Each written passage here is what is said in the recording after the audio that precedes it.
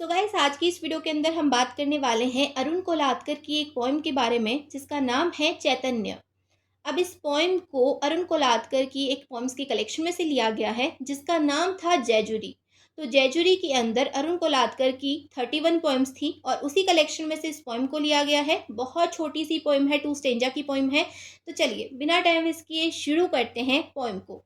तो पोएम की शुरुआत होती है, sweet as grapes are the stones of जयजुरी सेठ चैतन्य। यहाँ पर पोइट बोलते हैं कि जितनी मिठास हमें एक अंगूर को खाने से मिलती है, जितनी मिठास हमें एक ग्रेप्स को खाने से मिलती है, उतनी ही मिठास, उतनी ही खुशी हमें जयजुरी टेम्पल की भगवान की मूर्ति को देखने पे मिलती है। ये किसने कहा? ये चैतन्य ने कहा। अब जयजुरी टेम्पल कहाँ पर है? जयजुरी कहाँ पर है? तो जयजुरी एक जगह है महाराष्ट्र पुणे में। वहाँ पर खंडोबा नाम का एक टेम्पल है। तो चैतन्य महाप्रभु बोलते हैं कि जितनी खुशी किसी फल को खाने पर हमें मिलती है, जितनी मिठास हमें फल को खाने पर मिलती है, जितनी मिठास एक फल को खाने पर हमारे जीवन में भर जाती है, उतनी ही मिठास उस खंडोबा टेम्पल की भगवान की मूर्ति को देखने पर मिलती है। उतनी ही जो खुशी है वो हमें प्राप्त होती है। फिर आगे वो बोलते हैं, He popped a stone in his mouth and spat out gourds। यहाँ पर बोला गया है कि चैतन्य महाप्रभु इतने शक्तिशाली हैं कि अगर वो किसी पत्थर को भी अपने मुंह में डाल लें तो उनके मुंह से भगवान निकलेंगे। अब इस चीज़ को आप 2 तरीके से देख सकते हो। सबसे पहले मैं आपको बता देती हूँ कि चैतन्य महाप्रभु कौन थे। तो चैतन्य महाप्रभु एक वैष्णव संत थे। उन्होंने अपने पूरे जीवन काल में कृष्ण भक्ति के लिए लोगों को प्रेरित किया। वो जगह जगह पर घूमते थे, कृष्ण भक्ति के लिए लोगों को प्रेरित करते थे, लोगों को कहते थे कि आप कृष्ण भक्ति करो, आप राधा कृष्ण को मानो, उनकी पूजा करो, उनकी आराधना करो। और लोगों का तो ये भी मानना था कि जो चैतन्य महाप्रभु हैं वो श्री नारायण के ही रूप हैं। ठीक है, वो श्री नारायण के ही अवतार है। लोग उन्हें जो है श्री नारायण की भांति ही पूजा करते थे। अब यहाँ पर इस पूरे स्टेंजा को आप 2 तरीके से ले सकते हो। पहला तो यहाँ पर ये कहने की कोशिश की गई है कि चैतन्य महाप्रभु इतने शक्तिशाली हैं, वो इतने ज्ञानी हैं, इतने महान हैं कि अगर वो जो है पत्थर को भी अपने मुंह में डालेंगे तो वहाँ से भगवान निकलेंगे। मतलब कि उन्होंने अपने आप को भगवान को जान लिया है, वो भगवान के प्रति समर्पित हो चुके हैं। तो अगर वो चाहें तो वो जो है भगवान को भी बुला सकते हैं। या फिर ऐसे ही कोई और महान संत जो होते हैं, आपने बताया कि हमारी संस्कृति में बहुत सारे महान संत हुए हैं और अभी भी बहुत सारे हैं।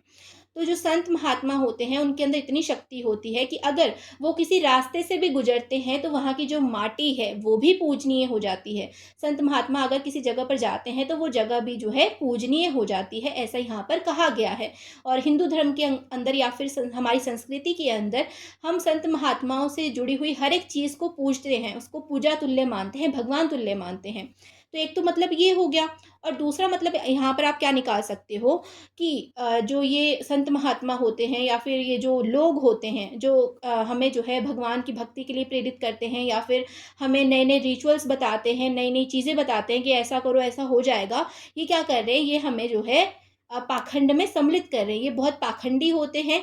ये जो है हमें पागल बनाते हैं, हमें मूर्ख बनाते हैं। और हमारी संस्कृति में हमारे जो लोग हैं वो मूर्ख बन भी रहे हैं। उनको लगता है कि ये जो लोग हैं, ये जो संत महात्मा हैं, ये पूजनीय हैं, ये भगवान तुल्य हैं और हम उन्हें भगवान तुल्य समझ करके उनकी पूजा आराधना करने लग जाते हैं और उनके जो माया जाल है उसमें फंस जाते हैं और अंधे होकर के जो है हम उनके प्रति प्रेरित हो जाते हैं। हम भगवान को भूल जाते हैं, हम तो उनकी पूजा करनी शुरू कर देते हैं कि यही हमारे भगवान है।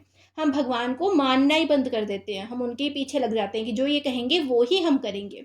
यहाँ पर ये जो 2 चीज़ें हैं ये दिखाई गई हैं। लेकिन अगर हम फर्स्ट स्टेंजा से सेकंड स्टेंजा पे आएँ तो इसका मतलब यही निकलता है कि जो चैतन्य महाप्रभु हैं वो बहुत ज़्यादा महान थे और उनके मुँह से अगर पत्थर भी वो डालेंगे तो जब बाहर निकलेगा तो भगवान बाहर निकलेगा, यानी कि उनसे जुड़ी हुई हर एक चीज़ जो है वो पूजनीय है। यहाँ पर इस लाइन का ये मतलब होगा। ठीक है, तो मैंने आपको दोनों ही मतलब बता दिए हैं। अब ये आपके ऊपर डिपेंड करता है कि आपको कौन से वाले मतलब को सही समझना है। तो बस ये इतनी सी पोएम थी, बहुत छोटी पोएम है। होप सो आपको समझ में आई होगी और ये वीडियो भी आपको अच्छी लगी होगी। तो बस मिलते हैं नेक्स्ट वीडियो में। अगर किसी और टॉपिक पे वीडियो चाहिए तो आप मुझे कमेंट सेक्शन में बता सकते हैं। तो तब तक के लिए bye bye, take care, keep watching, keep learning, love you all.